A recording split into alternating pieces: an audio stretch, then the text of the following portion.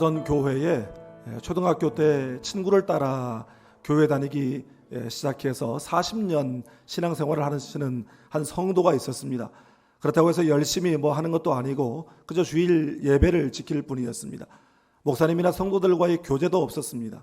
찬양대를 서고 싶었는데 그나마도 과민성 대장 증후군을 가지고 있어서 단념했습니다. 예배 시간 중에 한 번은 화장실을 다녀와야 되는데 그 비좁은 찬양대 자리를 또 비집고 나오는 것도 그렇고 또 온 성도들의 그 시선을 받는 것도 부담스러웠기 때문입니다. 그러던 어느 날 주일이었습니다. 그날도 목사님께서 한참 설교를 하시는 중에 신호가 왔어요. 그래서 배가 살살 아파오길래 조용히 화장실에 다녀오려고 일어서려고 하는 그 순간 목사님께서 온 교회가 쩌렁쩌렁 울리도록 이렇게 말씀하시는 거예요. 지금 이 자리에 신천지 추수꾼이 와 있는 거 다 압니다. 당장 나가세요. 어서 일어나세요. 40년 신앙생활의 대위기를 맞이했습니다. 오늘 본문에도 이스라엘이 영적으로 대위기를 맞이하고 있는 그러한 때입니다. 오늘 본문의 배경은 사사시대 만렵으로서 이스라엘이 그야말로 영적으로 어두운 그러한 시대 가운데 있었습니다. 그런데 오늘 본문 1절, 2절 말씀을 보면 그 시대의 그 특징적인 현상 세 가지가 나타나는데 이 특징은 그 당시에 이스라엘의 사회뿐만 아니라 시대적으로 영적으로 어두운 사회 가운데 나타나는 세 가지 특징이라고 말할 수가 있습니다. 첫째는 말씀이 희귀했다라고 말하고 있습니다.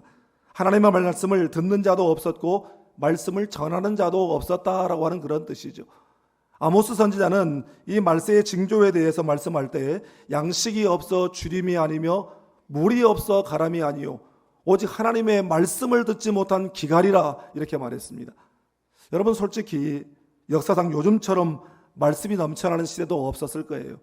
케이블 TV의 여러 채널에서 이 설교 방송이 나오고 있고 TV가 아니더라도 스마트폰만 있으면 언제 어디서나 유튜브에 접속해서 그야말로 쏟아져 나오는 그 말씀을 골라 들을 수 있는 그러한 시대입니다. 그야말로 말씀의 대홍수 시대죠. 그러나 여러분 우리가 잘 아는 바대로 홍수 때에 마실 물이 없다고 하지 않습니까? 홍수로 인해서 물은 넘쳐나는데 그 물들이 그 샘의 근원을 오염시켜서 정작 마실 물이 없어서 목말라 죽는다라는 이야기입니다. 여기저기서 말씀이 넘쳐나고 설교가 넘쳐나지만 강단이 왜곡되고 말씀이 오염되어서 순전한 하나님의 말씀을 듣기 힘든 그런 말씀이 희귀한 시대를 살고 있다는 것입니다. 여러분 이것이 말세의 징조 중에 하나예요. 또한 둘째는 이상이 흔히 보이지 않았다라고 말합니다. 여기서 이 이상이라고 하는 말은 히브리어로 하존이라고 하는 말인데 이 말은 환상, 비전 이렇게 번역할 수 있는 말이에요.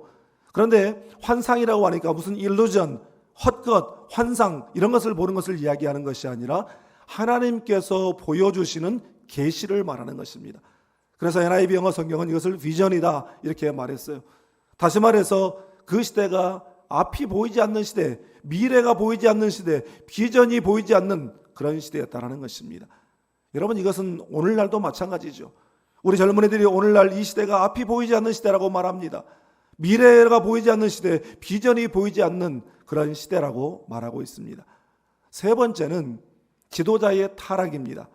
말씀을 보면 엘리의 눈이 점점 어두워져서 잘 보지 못했다 이렇게 말하고 있어요. 물론 엘리가 나이가 들어서 눈이 침침해졌다라고 하는 그런 뜻도 있겠지만 여러분 그런 말이라고 한다면 당연한 말을 뭐하라고 적었겠어요? 이것은 지도자의 영안이 어두워진 것을 말하고 있는 것입니다. 한마디로 지도자가 영적 분별력을, 영적 판단력을 잃어버리고 영적으로 타락했다 이런 뜻이에요. 하나님의 말씀이 사라지고 젊은이들이 비전이 사라지고 지도자들은 타락한 시대로서 한마디로 이스라엘이 캄캄한 어두운 밤중의 상태였다라는 것을 말해주고 있는 것입니다. 종교개혁자 마르틴 루터는 종교개혁의 과정 가운데 로마 캐톨릭의 온갖 방해와 박해와 생명의 위협을 받았어요. 심지어 로마 교황청이 이 마르틴 루터에 대해서 생명보호권을 박탈해버린다고 선언했습니다. 다시 말해서 누구라도 이 루터를 죽여도 아무 문제 없다라고 하는 그런 이야기입니다. 그러니 얼마나 불안하고 얼마나 두려웠겠습니까? 그 가운데 그는 이대로 포기하고 싶고 아니 차라리 하나님께서 내 영혼을 불러가셨으면 좋겠다. 차라리 죽었으면 좋겠다. 이런 생각을 할 때가 있었다고 합니다. 그런데 그때에 하나님께서 위로하시며 주신 말씀이 바로 시편 46편의 말씀이었습니다. 우리 시편 46편 1절부터 3절을 함께 읽겠습니다. 하나님은 우리의 피난처시요 힘이시니 환난 중에 만날 큰 도움이시라. 그러므로 땅이 변하든지 산이 흔들려 바다 가운데에 빠지든지 바닷물이 솟아나고 뛰놀든지 그것이 넘침으로 산이 흔들릴지라도 우리는 두려워하지 아니하리로다. 아멘. 여러분, 산이 흔들리고 세상이 요동을 치고 우리도 덩달아 흔들릴 수밖에 없는 상황 속에서도 우리가 흔들리지 않을 이유가 있는데, 그 시편 46편 5절에 하나님이 그 성중에 계심에 성이 흔들리지 아니할 것이라. 새벽에 하나님이 도우시리로다. 할렐루야. 여러분, 우리도 흔들리는 현실 가운데 서 있어요.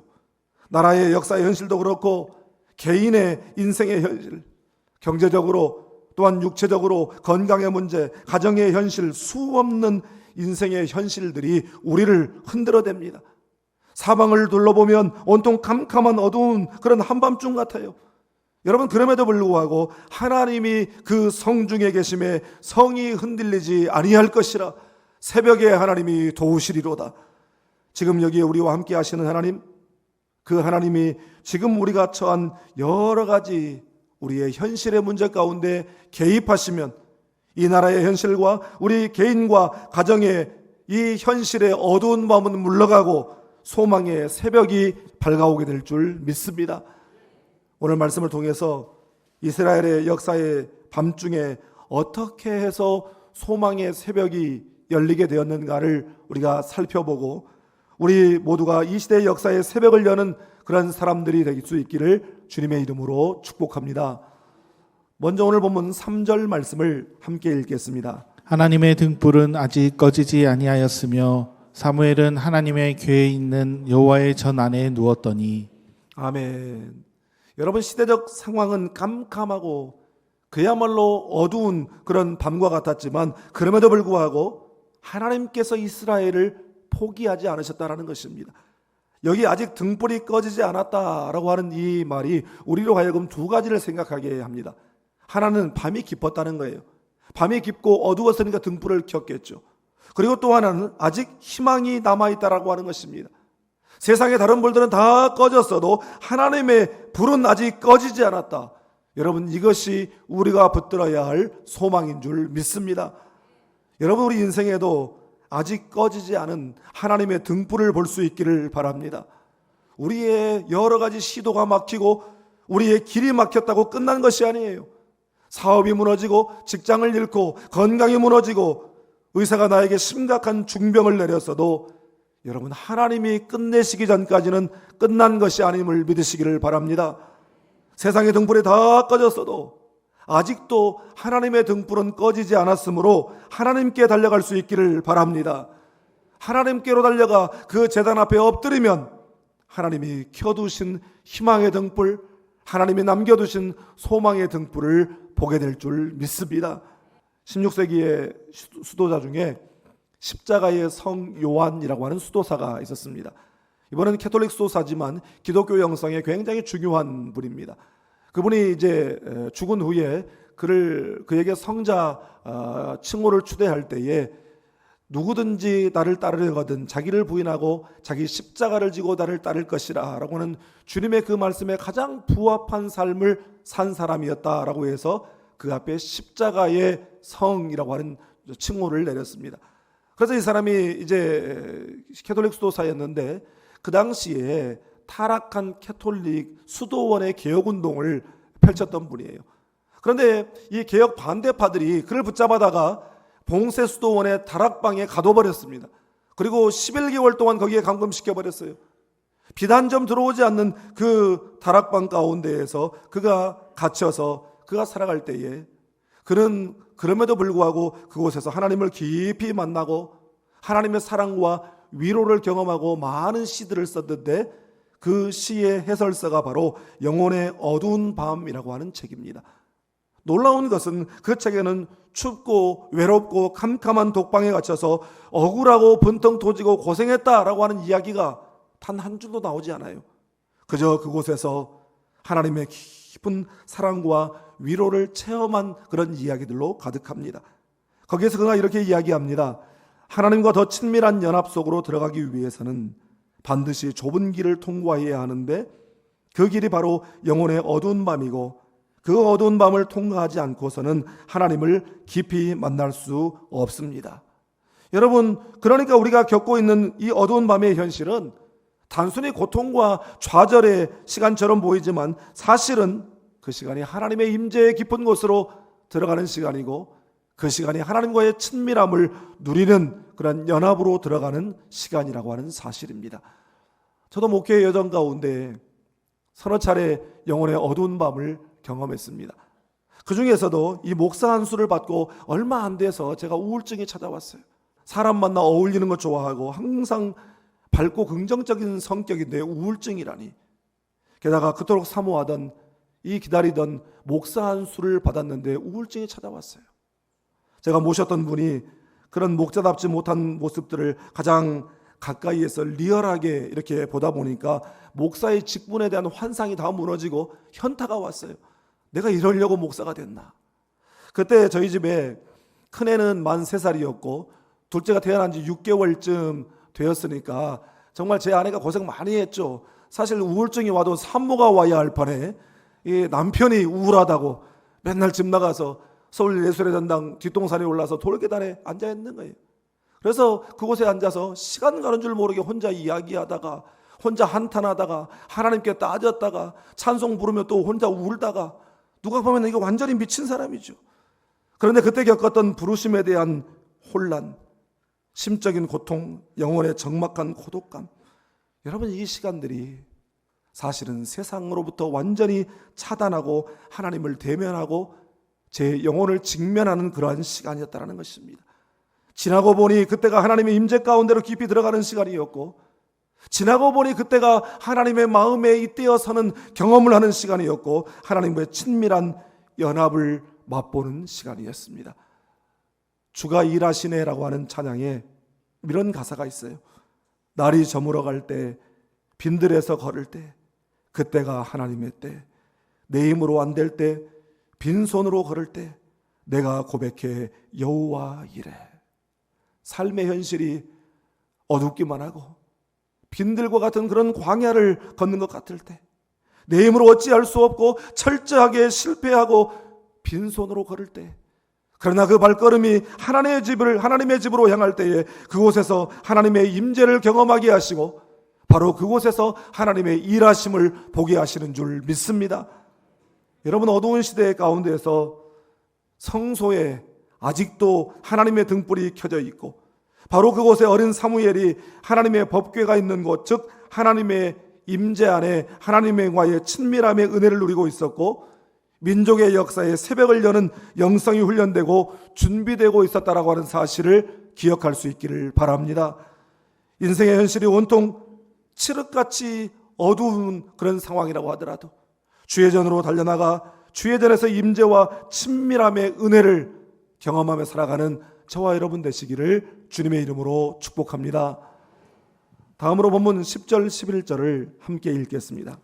여호와께서 임하여 서서 전과 같이 사무엘아 사무엘아 부르시는지라 사무엘이 이르되 말씀하옵소서 주의 종이 듣겠나이다 하니 여호와께서 사무엘에게 이르시되 보라 내가 이스라엘 중에 한 일을 행하리니 그것을 듣는 자마다 두 귀가 울리리라. 아멘. 여러분 3절에 보면 사무엘이 여호와의 궤가 있는 전에 누웠다라고 하는 것을 보니까 그 하나님의 성소, 특별히 이 지성소를 지키는 것이 대제사장 엘리가 한 것도 아니고 그의 아들들, 다시 말해서 제사장의 아들들은 자연스럽게 제사장이 됩니다. 그러니까 그 아들들도 아니었고 어린 사무엘이었다는 것이에요. 어린 사무엘의 지성소를 지켰어요. 그리고 평소대로 그곳에서 잠을 자려고 누웠는데 사무엘아 부르는 소리가 들립니다. 당연히 엘리 제사장이 부르는 것으로 생각하고 얼른 달려갔어요. 부르셨어요? 아니 내가 너 부르지 않았다. 또 부릅니다. 부르셨습니까? 아니, 내가 너를 부르지 않았다. 또 불러요. 부르셨어요? 아니, 내가 너 부르지 않았다니까. 다시 가서 누워라. 마치 이 3번을 그렇게 반복합니다. 무슨 꽁트를 보는 것 같아요. 꽁트의 한 장면처럼 굉장히 우스꽝스럽게까지 보이는 장면이지만 저는 이 장면을 생각하면서 굉장히 은혜를 받았어요. 첫째는 사무엘은 아직 비록 어린 나이였지만 자기가 모시는 그 스승의 부르심 앞에 민감한 사람이었다는 것입니다. 언제든지 심지어 자다가도 부르시면 기꺼이 달려갔다는 것입니다. 여러분, 이런 순수함과 영적 민감함이 참 은혜가 되고 좋았어요. 둘째는 사무엘은 한 시대를 밝히시려고 하나님께서 이 땅에 보내신 사람이에요. 그래서 그로 하여금 이제 사사시대를 끝내고 왕정시대를 열게 한 마지막 사사요 첫 선지자가 바로 이 사무엘이었습니다. 그리고 민족이 어려울 때마다 그들의 영성을 흔들어 깨웠던 위대한 지도자가 바로 사무엘입니다. 그런데 그런 사무엘도 하나님의 음성을 잘 분별하지 못하는 영적 초보 시절이 있었다는 것입니다. 이것이, 이 사실이 저나 우리 성도들에게 참 위로가 된다고 생각합니다. 여러분, 이게 어느 날 성령 받고 사람이 뒤집어졌다고 되는 게 아니죠. 모태신앙이라고 되는 것이 아니에요. 목사라고 그냥 자동으로 되고 교회에서 장로로 지도자로 세움받았다고 해서 저절로 되어지는 것이 아닙니다. 다 미숙한 초보의 과정이 있는 것입니다. 그렇지만 한두 번 해보고 안 된다고 포기하지 않고, 그럼에도 불구하고 내가 하나님 앞에 서 있습니다. 주여 말씀하옵소서. 여러분, 제가 듣기를 원합니다. 그런 마음, 그런 고백으로 사무엘처럼 한결같이 주의 성소에 머물러 있을 때, 주의 임재 안에 머물러 있을 때에 하나님의 음성이 들려오게 되는 줄 믿습니다. 이 하나님의 음성 듣는 법, 기도 사역자들마다 또 목회자들마다 저마다의 그런 비법을 이야기합니다. 그런데 제가 경험적으로 체험하여 알게 된 방법이 있어요. 첫째로, 일상의 자리를 떠나 한적한 곳으로 물러나는 것입니다. 그것은 꼭 기도원 간다라는 그런 이야기만은 아니에요. 집안에서도 내가 하나님을 만나기 위해서 특별히 구별된 골방이 한적한 곳이 될 수도 있고, 꼭 비단 장소의 개념만이 아니라 내가 하나님을 위하여 이 시간만큼은 하나님 앞에 구별한다라고 하는 시간적 개념일 수도 있습니다. 한적한 곳으로 물러나는 거예요. 그리고 하나님의 말씀을 읽고 묵상하는 가운데 영혼의 압점을 발견하는 것입니다. 하나님을 만나겠다, 하나님의 음성을 듣겠다라고 하면서 하나님의 말씀을 읽지 않는다라고 하는 것은, 이것은 어불성설입니다. 우리가 말씀을 읽고 묵상할 때에 하나님께서 어떤 지점에서 영혼의 압점을 느끼게 하셔요. 그러면 세 번째로 이제 하나님의 임재 가운데로 들어가 경청기도 안에 머물러 있는 것입니다. 하나님이 왜 이 부분에서 이 말씀에 영혼의 압점을 느끼게 하십니까? 왜 이 표현에서 제가 찔릴까요? 왜 이 구절에서 제가 따뜻한 위로가 느껴질까요? 하나님, 저에게 하시고 싶은 말씀이 무엇입니까? 주님, 제가 듣겠습니다. 말씀하십시오. 경청기도 가운데 머물러 있는 것이, 물론 처음에는 누구나 잘 안 됩니다. 그런데 음성 듣기를 사모하고 그것을 위해서 시간을 내고 반복하다 보면 마침내 하나님께서 들려주시는, 우리의 심령 가운데 들려주시는 내적 음성을 듣게 될 줄 믿습니다. 엘리는 그제서야 하나님이 이 아이를 부르시는구나 생각했어요. 그리고 사무엘에게 말합니다. 다시 가서 또다시 너를 부르는 음성이 들리거든 꼭 이렇게 하거라. 주여 말씀하옵소서. 주의 종이 듣겠나이다. 사무엘이 그 말을 듣고 자리에 누웠어요. 역시나 부르는 소리가 들립니다. 사무엘아, 사무엘아. 그 음성이 있었고, 사무엘은 엘리가 가르쳐준 대로 행하여 하나님의 음성을 듣게 되었습니다. 여러분, 하나님께서 누구에게 말씀하시겠어요? 당연히 하나님의 말씀을 듣기를 원하는 사람에게 말씀하시죠. 누구에게 말씀하시겠어요? 그 말씀에 순종하겠다라고 하는 그런 마음 먹는 사람에게 말씀하시는 것입니다. 우리가 하나님의 임재를 경험하고 이제 그 음성을 들었다면 이제 우리가 해야 될 일이 무엇이겠습니까? 그 말씀에 순종하는 것이고 또 그 말씀을 선포하는 것입니다. 11절 말씀은 하나님께서 이스라엘 중에서 한 일을 행하실 텐데 그것을 듣는 자마다 두 귀가 올리리라. NLT 영어 성경에는 I am about to do a shocking thing in Israel 이렇게 말하고 있어요. 내가 이스라엘 가운데 쇼킹한 일을 행하겠다. 내가 이스라엘 가운데 충격적인 일을 행하겠다. 그게 뭡니까? 엘리의 집안을 심판하시겠다는 거예요. 여러분, 그 당시에 제사장은 존경받고 추앙받고 부러움을 한 몸에 받는 그런 직분의 사람들이었어요. 더더군다나 한 명밖에 없는 대제사장이야말로 하나님께 가장 복받은 사람이요 하나님과 친한 사람이다, 이렇게 인식되었는데 하나님께서 엘리의 집안을 심판하시겠다는 거예요. 얼마나 충격입니까? 더더군다나 이것에 멈추지 않고 이제 하나님을 존중히 여기고 말씀에 순종하는 백성들에게 축복의 새벽을 열어주시겠다는 약속의 말씀인 줄 믿습니다. 제가 지난 주간에 재미난 간증을 읽었어요. 한 장로님이 목사님의 주일 설교를 듣는데 목사님이 그날 샬롬이라고 하는 단어를 설명해 주셨어요. 샬롬은 이 유대인들의 인사로서 평안을 비는 인사입니다. 나는 여러분들이 이 샬롬의 인사를 하며 사는 사람들이 되기를 바랍니다. 그러니까 이 장로님이 굉장히 은혜를 받았어요. 그래서 내가 하루에 한 번은 꼭 샬롬의 인사를 해야 되겠다, 이렇게 마음을 먹었는데 어느 날 집 앞에 있는 가게를 갔어요. 그런데 그 가게 안에서 안색이 안 좋은 한 남자와 얼굴이 마주치게 됐어요. 그러자 바로 장로님께서 샬롬, 그렇게 인사를 했습니다. 아니, 처음 보는 사람이 알아듣지 못할 이상한 말을 하니까 몸을 쭉 피해서 이 남자가 계산대로 갔어요. 그리고 주인에게 조용히 물었습니다. 저 사람 도대체 뭐 하는 사람입니까? 그랬더니 주인이 하는 말이 요 앞에 교회 장로님입니다. 그런데 신기하고 놀랍게도 그 사람이 그 말 한마디 듣고 그 시간부로 그 주일부터 그 교회에 출석하기 시작했어요. 6개월 동안 교회를 출석하고 난 다음 어느 날 목사님을 찾아가서 자기가 성도들에게 점심을 한번 대접하고 싶다는 겁니다. 아니, 6개월밖에 안 된 새 가족이 성도들에게 점심 대접을 하고 싶다고 하니까 목사님이 물었어요. 무슨 좋은 일 있으세요? 그랬더니 그 사람이 한 번도 이야기하지 않은 자기의 삶의 스토리를 풀어놓는 거예요. 자기는 사업을 하는 사람인데 사업이 부도가 났답니다. 설상가상 상무라는 작자가 그 남은 돈까지 다 횡령해서 어디로 튀어버렸어요. 그리고 자기는 충격받아 쓰러졌고 병원에 갔는데 3개월밖에 살지 못한다는 진단을 받았어요. 그 진단을 받은 날 우울한 마음으로 가게에 갔는데 아니, 한 남자가 자기를 향해서 샬롬 하는 겁니다. 의사는 분명히 내가 죽을 놈이라고 했는데 저 사람은 나한테 살롬이라고 하니까 저 사람 뭐 하는 사람이냐고. 요 앞에 다니는 교회 다니는 장로라고. 그 교회에 뭔가 살 길이 있는 모양이다 생각하고 교회 나가기 시작했어요. 두 주 나가면서 믿음이 생기고 예수님을 인격적으로 만나고 성령 체험을 하고 기도하는 중에 그 육신의 질병이 떠나가게 된 줄 믿습니다. 그리고 자기 회사 돈 횡령해서 도망쳤던 이 상무가 그 돈 들고 찾아와서 자기가 잘못했다고 용서를 빌더라는 거예요. 그래서 하나님 은혜가 너무너무 감사해서 그 은혜 함께 나누기 위해서 성도들을 대접하고 싶다는 거였습니다. 여러분, 하나님의 말씀의 한마디의 위력이 이렇게 위대한 것입니다. 하나님의 말씀의 영향력이라고 하는 것이 이처럼 위대한 것입니다. 하나님 말씀이 선포되는 곳에 어두움이 떠나가게 될 줄 믿습니다. 절망이 떠나가고 또 질병이 떠나가고 불화가 떠나가고 소망의 새벽이 밝아오게 될 줄 믿습니다. 여러분, 말씀에 순종하고 말씀대로 사는 것, 말씀에 대한 확신을 가지고 살고 그 말씀을 선포하는 삶이 바로 우리가 기도하고 우리가 꿈꾸는 선교적 삶인 줄 믿습니다.